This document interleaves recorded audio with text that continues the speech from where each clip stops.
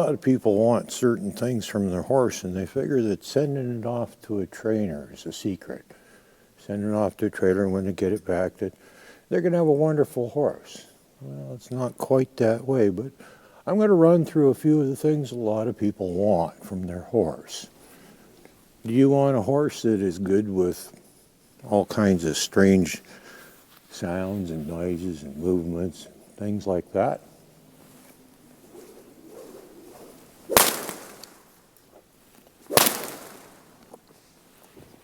You want a horse that's good with its feet. I mean, a horse that's good with its feet can make your life a lot easier when it comes to cleaning it, and make your farrier's life a whole lot easier too. Is that one of those things you want? A lot of people do. I know your farrier does.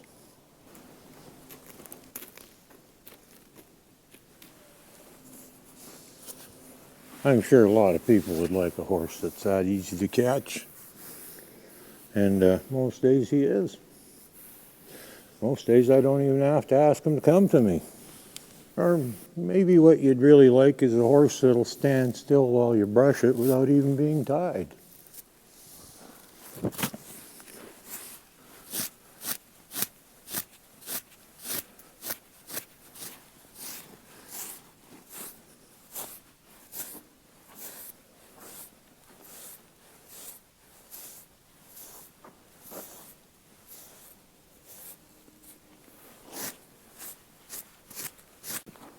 Or maybe what you'd like is a horse that'd stand still while you're putting the saddle on without even tying it.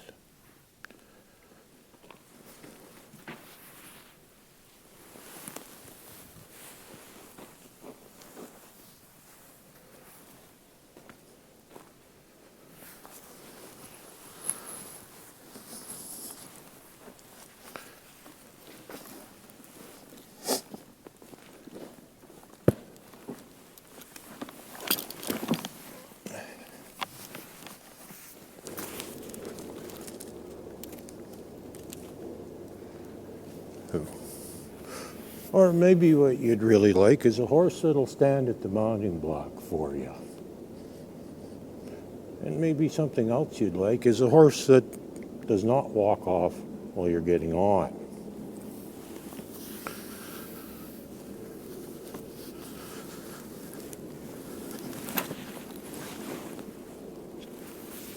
And waits for you to ask him to go.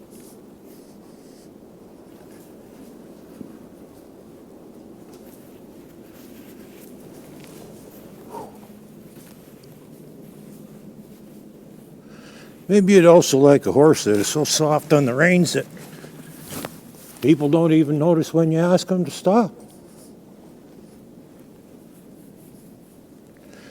And what you need to know about this guy here is, well,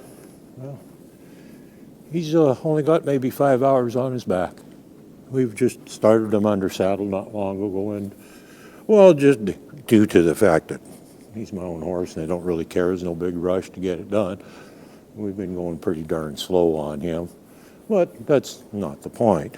Well, of course, that kind of goes along with my saying of you can never go too slow, you can only go too fast. But, well, most of the characteristics that you just saw are things that most people want in their horse. They want a horse that's not overly reactive to outside stimuli, is calm and obedient and responsive, and all this good stuff.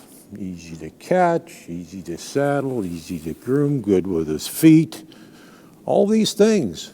These are all things that most people want. And, well, I'm going to tell you a little secret of how you get it. You see, there really is only one way to get this kind of stuff. And, well, and don't misunderstand me. When I say one way, I don't mean it has to be done exactly the way I do it, because that's not true at all. In fact, there's probably hundreds of ways to do it, but there is a basic thing that in place that exists that must be done in order to achieve this. And as with any problems with our horses or lack of knowledge that they have or anything like that, our problem is 99% of the time, the problem is the human. Either we created the problem inadvertently, because, hey, let's face it, people don't go around trying to create problems. Well, at least most people don't. But unfortunately, at least 90% of the time, people aren't willing to change. And that is the secret right there, is if you want to change the horse, you have to change you. I mentioned this before a while back in one of my videos. I said that good horsemanship is as much about self-improvement as it is about training horses. And I have also said in another video that horses don't act, they react. They react to your actions. And as long as you don't change yourself, well, you're always going to get the same thing from your horse. And so the truth of the matter is that the only way that you can change a horse is to change you. And, well, unfortunately, there's something about people that they just don't like changing. Humans are funny that way. They're very resistant to change, and they always want to blame their problems on someone or something else, and usually in this case the horse. Or if they can't blame it on the horse, they'll blame it on the tack. Oh, it's an ill-fitting saddle. They don't like the bit. They don't like the bridle. They don't like this, that, the other thing. Well, fact of the matter is, it's none of that stuff. It's not something somebody else has done in the past that has created a problem with the horse. It's you allow it to continue. So don't try blaming anybody else. You allowed it to continue. So if you're having a problem with your horse that was the result of how a previous owner handled the horse or something, it's not their fault. It's your fault for allowing it to continue, because most of these problems are actually pretty easy to fix. And unfortunately, a lot of the problems are created by the old wives' tales, oh, this is how it's done sort of thing. And a lot of people still do things that way. And so the fact of the matter is, if somebody else created the problem, there's a good chance that you're going to do things exactly the same as them and perpetuate the problem that's going to continue. You have to change you in order to change the horse. And the same is true with training, even with this guy here. He wasn't too bad. He's pretty normal. I hesitate to use that word because I don't think there's any such thing, but I didn't find him extraordinarily difficult to work with, but there was occasionally I had to adjust myself a little, and if I was having a little difficulty with something, whether it was him or any other horse, I have to look in the mirror at what I'm doing. What am I doing that I could be doing differently that would help that horse understand what I want? Why am I not getting the results I'm trying to achieve? It's because I have to change something I'm doing. I have to change my attitude towards what I'm doing. Well, there's that attitude thing again. I've talked about that before. And, a good horsemanship, I said, it's more about mentality than methods and techniques. And your attitude, well, that's a very big part of that mentality. It's like, are you empathetic towards the horse? Do you really, truly want to help the horse learn? Do you want to help him be a better citizen?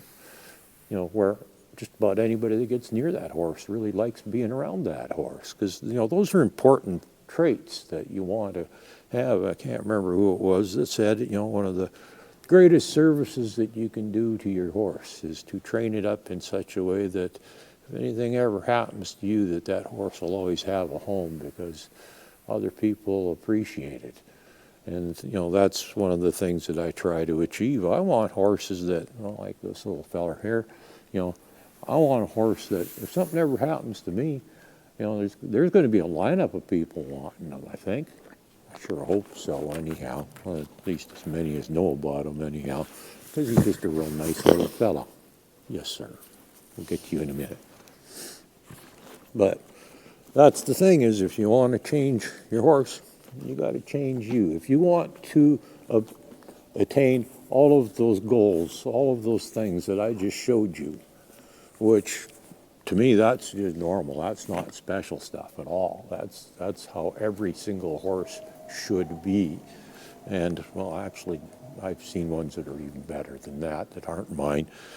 And he's just learning, So I mean, he's not as good as he could be, and he will get better, I'm sure, in time. He's a nice guy, and he's got a good disposition and everything. So, I mean, he's got a lot going for him right off the bat. But his education by me has been such to create that. But I didn't create that by training him. I created that by training me. And then I just passed it on to him. So if you want that stuff, you can't change the horse unless you change you. 99% of the problems are humans. Unfortunately, only about 90% of humans are willing to change. And you cannot change the horse unless you change you. That is a hard fact. And, I don't know, I think it was, what is it? I can't remember who it was that coined the phrase that insanity, the definition of insanity is when you continue to do the same thing over and over and expect different results. Well, if you are not getting different results with your horse, well, there you go. You can't be doing the same thing over and over and expect different results, because it's kind of like if you're driving your car and you step on the brake, what's going to happen? You're going to stop. Well, assuming the brakes work, and every single time you step on the brakes, you're going to stop. So you can't do the same thing over and over and expect something different. You're not going to step on the brakes and the car is going to turn. You're not going to step on the brakes and it's going to accelerate. Unless you've got a really weird car. I hope not.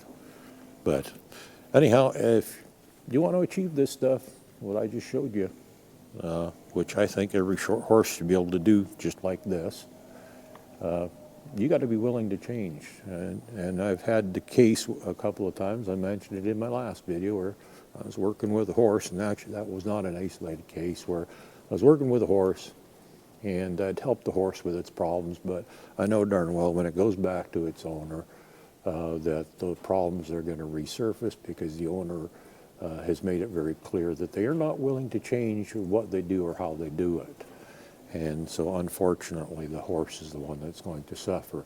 In a couple of cases there, I think I've made enough ground with the horse that it may still be quite a bit better than it was, but unless they are willing to spend a little one-on-one time with the horse doing the same things that I do, they're still going to have the same problems. If they use teach the same things and use the same mounting techniques I use, they won't have problems mounting. But if they refuse to change how they do things, they are going to be perpetually chasing the horse around with a mounting block. And it's not just one person. I've seen quite a few people doing that, where they're running around with a mounting block, trying to get on the horse. And every time they step up on it, the horse moves away. So they get off, they pick up the mounting block, they follow the horse around. Well, the horse is training them, and they're accommodating the horse. The horse isn't accommodating them. You saw when I stepped up on the mounting block, he came and stood in front of the mounting block. I didn't move the mounting block. I put it wherever I felt like putting it, and it never moved an inch, and it's actually still sitting in the same spot right now. It never moved. I put it down once, and that's where it stayed. That's where it's going to stay. And but that's because I did things different. I was willing to change me in order to achieve what I had to achieve with the horses, and it's always been that way. I've always, for many years, and it's still a work in progress too, where I'm looking at myself at what I can do better. And this is the kind of stuff that I encourage you to do as well. Is every time you run into a little bit of a stumbling block and have a problem with your horse, take a step back and take a look in the mirror and see, what can you do differently? What can you change? How can you be clearer to the horse? How can you be more understanding of the horse? Because like I said before, the horse's brain does not work the same as ours. And if you aren't willing to accommodate the horse, you're going to have problems. So, stop trying to change the horse. Try changing you. And you're going to have the same results I get. Have a good day.